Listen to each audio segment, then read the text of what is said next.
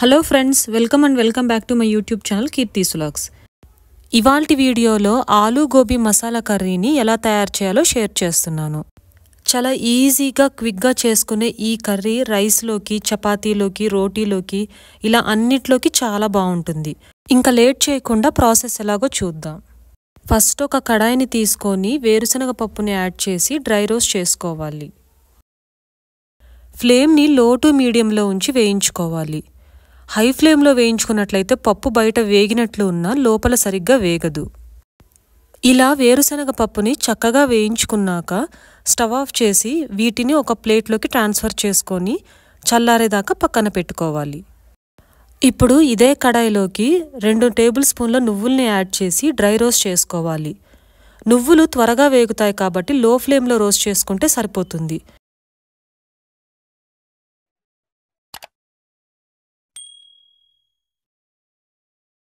నువ్వులు ఇలా చక్కగా వేగాక ఒక ప్లేట్లోకి తీసుకొని చల్లారేదాకా పక్కన పెట్టుకోవాలి. వేరుశనగ పప్పు, నువ్వులు చల్లారేలోపు మనం కాలీఫ్లవర్ని కట్ చేసుకుందాము.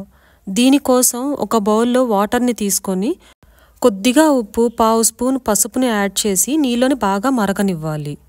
నీళ్లు బాగా మరుగుతున్నప్పుడు ఇందులో మనం 2 కప్పుల కాలీఫ్లవర్ని యాడ్ చేసి స్టవ్ ఆఫ్ చేసి 2-3 నిమిషాల పాటు అలాగే వదిలేయాలి. ఇప్పుడు 2-3 నిమిషాల తర్వాత నీళ్ళల్లో నుంచి కాలీఫ్లవర్ని తీసి పక్కన పెట్టుకోవాలి. ఇప్పుడు ఒక మిక్సీ జార్ తీసుకొని అందులో మనం చల్లారబెట్టుకున్న వేరుశనగ పప్పుని 1/2 కప్పు పొట్టు తీసి యాడ్ చేయాలి.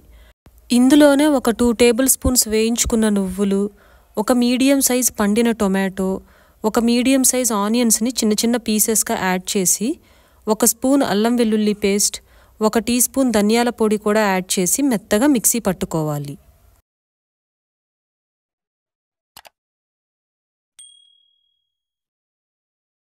ఇప్పుడు ఒక కుక్కర్ని తీసుకొని అందులో ఒక 2 టేబుల్ స్పూన్ల ఆయిల్ని యాడ్ చేసి ఆయిల్ కొద్దిగా వేగాక ఇందులో ఒక 1/2 టీ స్పూన్ జీలకర్ర, 1/2 టీ స్పూన్ ఆవాలు యాడ్ చేసి వేయించుకోవాలి. ఆవాలు, జీలకర్ర కొద్దిగా వేగాక ఇందులో మనం ముందుగా మిక్సీ పట్టుకున్న మసాలా పేస్ట్ని యాడ్ చేసి ఒకసారి మొత్తం చక్కగా కలుపుకోవాలి. ఇందులో ఒక 1/2 టీ స్పూన్ పసుపుని యాడ్ చేసి ఒకసారి మొత్తం చక్కగా కలుపుకోవాలి. ఇప్పుడు ఇందులోనే రుచికి తగినంత ఉప్పు, 1/2 టీ స్పూన్ కారంని కూడా యాడ్ చేసి ఒకసారి మొత్తం కలుపుకొని ఈ మసాలా పేస్ట్ని ఆయిల్లో ఒక 2 మినిట్స్ పాటు కుక్కర్ మూత పెట్టి ఫ్రై చేసుకోవాలి. ఒక 2 మినిట్స్ తర్వాత మూత తీసి చూస్తే మసాలా పేస్ట్ చక్కగా వేగుంటుంది. ఈ స్టేజ్లో మనం వాటర్ని యాడ్ చేసి ఒకసారి మొత్తం కలుపుకొని ఆయిల్ పైకి తేలుతున్నప్పుడు 1 కప్ బఠానీని కూడా యాడ్ చేసి ఒకసారి మొత్తం కలిపి 2 మినిట్స్ పాటు మూత పెట్టి ఫ్రై చేసుకోవాలి. ఇప్పుడు మూత తీసి ఇందులో 1 కప్ పొటాటోని చిన్న చిన్న పీసెస్గా కట్ చేసుకున్నవి యాడ్ చేసి ఒకసారి పొటాటో పీసెస్ అన్నీ కలిసేలాగా బాగా కలుపుకొని మూత పెట్టి 2 నిమిషాల పాటు వేగనివ్వాలి. ఇప్పుడు ఫైనల్గా మనం కట్ చేసుకున్న కాలీఫ్లవర్ని ఒక 2 కప్స్ యాడ్ చేసి ఒకసారి మొత్తం కలిపి మూత పెట్టి 2 మినిట్స్ పాటు వేగనివ్వాలి.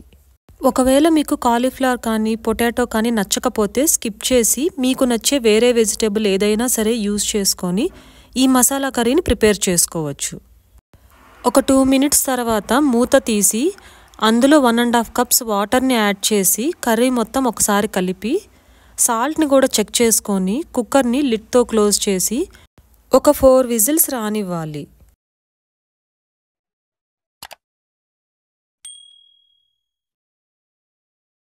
ప్రెషర్ మొత్తం పోయాక కుక్కర్ లిడ్ని తీసి స్టవ్ ఆన్ చేసి లో ఫ్లేమ్లో ఉంచి కారం 1 టీ స్పూన్ యాడ్ చేసి ఒకసారి మొత్తం కలుపుకొని ఒక 2 నిమిషాల పాటు ఫ్రై చేసుకొని వేరే బౌల్లోకి ట్రాన్స్ఫర్ చేసుకుంటే మన cauliflower potato masala curry ready. ఈ కర్రీ మరీ స్పైసీగా ఉండదండి, కమ్మగా ఉంటుంది. ఒకవేళ మీరు స్పైసీగా తినాలనుకుంటే ఇంకొద్దిగా కారంని యాడ్ చేసుకోవచ్చు. ఈ కర్రీని రోటీస్లోకి, రైస్లోకి, చపాతీ, పూరీలోకి చాలా చాలా బాగుంటుంది. ఒకసారి మీరు ట్రై చేసి మీకెలా కుదిరిందో నాతో కమెంట్ చేయడం మర్చిపోవద్దు. అలాగే ఈ వీడియో మీకు నచ్చినట్లయితే ఈ వీడియోని లైక్ చేసి మీ ఫ్రెండ్స్ అండ్ ఫ్యామిలీ మెంబర్స్తో షేర్ చేయండి. నా ఛానల్ కీర్తీస్ వ్లాగ్స్ని సబ్స్క్రైబ్ చేసుకోవడం మర్చిపోవద్దు. మళ్ళీ నెక్స్ట్ వీడియోలో కలుద్దాం.